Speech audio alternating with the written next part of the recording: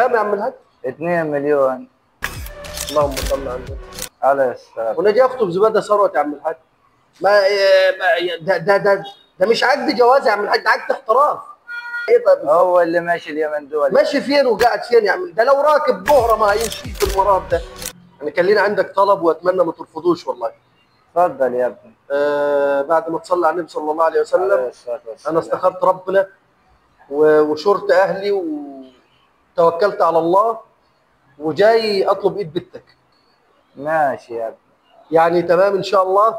على خير الله. اللهم بارك. انا قالوا لي ان انت راجل طيب وما بتجيش على حد والله، بس انا كنت جاي وقلقان. الله يبارك لك يا عم. لا يا ابني اطمن. طمنت قلبي وريحتني، خلتني اخد نفس. انا كنت قاعد ايد على قلبي والله. لا يا ابني مش الله هنيجي يبارك عليك لك يا ابني، انت زي ابن برضه. الله يسترك يا عم الحاج، الله يسترك.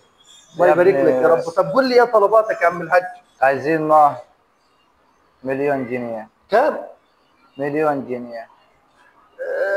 يعني ان شاء الله ماشي يا عم الحاج. يعني بنشتري راجل يا ابني. ماشي يا عم الحاج، 1,000,000 جنيه وبتشتري راجل. مش هنيجي عليك يعني. ماشي يا عم الحاج، كتر خيرك. طب وايه تاني؟ عايزين ذهب ب 250,000. دهب؟ احنا بنشتري راجل. دهب ب 250 ومهر 1,000,000 وبتشتري ايه تاني يا عم الحاج؟ احنا بنشتري راجل. الله يسترك يا عم الحاج. وعايزين كسوة 250,000. اللهم صل على النبي. 250. ماشي ماشي يا عم الحاج. احنا بنشتري راجل يا ابني. ايوه يا عم الحاج تمام خير. وعايزين مؤخر 2 مليون. كام يا عم الحاج؟ 2 مليون. اللهم صل على النبي. عليه الصلاة. وانا جاي اخطب زباده ثروت يا عم الحاج. يا عم صل على النبي. ماشي، ما كتير قوي يا عم الحاج الكلام ده يعني. مش زيها زي اخواتها. اللهم صل على. انت جوزت اخواتها كده؟ ايوه جوزت قبلها 3. الله اكبر. يعني خلينا انا هشور اهلي ان شاء الله احنا إن شاء الله بنشتري خير. راجل برضه. ايوه ما انا ايوه يا عم الحاج. 1,250 ايه رايك في الكلام اللي انا قلته؟ ما صلى على النبي. ده كلام عسل خالص يا عم الحاج. الله يبارك لك والله. كتر خيرك. انت بتساعد الشباب كده ما شاء الله، انك على الخير والعفه. يعني انا مش لاقي كلام اقوله يا عم الحاج والله. طب ينفع اشوف العروسه يا عم الحاج؟ عينينا يا ابني. الله يسترك والله دنيا واخره يا رب. يا الله يبارك. اتفضل يا ابني الشيخ. اللهم صل على النبي. اللهم صل على النبي. هي دي العروسه يا عم الحاج؟ ايوه يا ابني. انا عايز لها مهر 1,000,000 و250 كسوه صح؟ كسوه و250 ذهب. وجاي مكان؟ من 2 مليون. ماله يا ابني؟ اللهم صل على. ده انت بنتك شاطره قوي يا عم الحاج. امال ايه يا ابني؟ يا عم الحاج صعبت الحلال علينا يا عم الحاج. يا عم الحاج صعبت الحلال. يا عم الحاج خليته الحرام سهل. اتقوا ربنا في الشباب.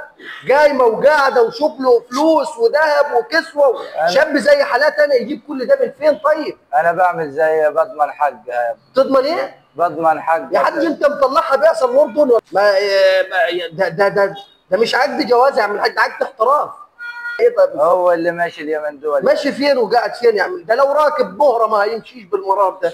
تجيب من هنا تجيب من هنا. انا بضمن حق بنتي. يا عم الحاج تضمن حق بنتك بكلام سيدنا النبي صلى الله عليه وسلم، وانت مش مسلم؟ عليه الصلاة والسلام. ومؤمن بكلام الله ورسوله صلى الله عليه وسلم. صلى الله عليه وسلم. انت كل ما اكلمك تقول لي بنشتري راجل بنشتري. ده انت لو شاريني من سوق الجمال ما هتجيبنيش بالطريقه دي يا عم الحاج. السلام. سيدنا رسول الله صلى الله عليه وسلم قال: عليه الصلاة. ان جاءكم من ترضون دينه وخلقه فزوجوه.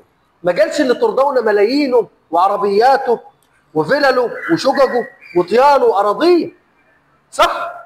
ليه ما بنعملش بكلام سيدنا النبي صلى الله عليه وسلم؟ من ترضون دينه وخلقه، مش من ترضون فلوسه وقايمته وعفشه وعربياته وابو العم. وكمان سيدنا النبي صلى الله عليه وسلم قال لنا احنا: تنكح المرأة ل4: لمالها وجمالها وحسبها ودينها فاظفر بذات الدين تربت يداك. بنتك حافظه قرآن يا عم الحاج؟ لسه يا ابني. بنتك بتصلي يا عم الحاج؟ انت بتصلي يا عم الحاج؟ الحمد لله. الحمد لله. والله شكلك ما هتركعها. المرأة تؤخذ عشان دينها، تؤخذ عشان دينها، وبعد كده الجمال والمال والحسب والنسب والكلام ده كله. والراجل يؤخذ عشان دينه، وبعدين بندور على المال والجمال وكل الكلام ده يا عم الحاج.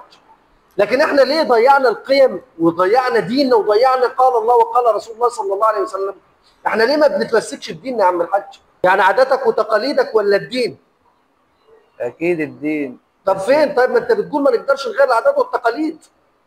ده اللي اتربينا عليه. طب احنا ناخد راي الجمهور، اسال. ناخذ بالدين وقال الله وقال رسول الله صلى الله عليه وسلم، ولا بالعادات والتقاليد؟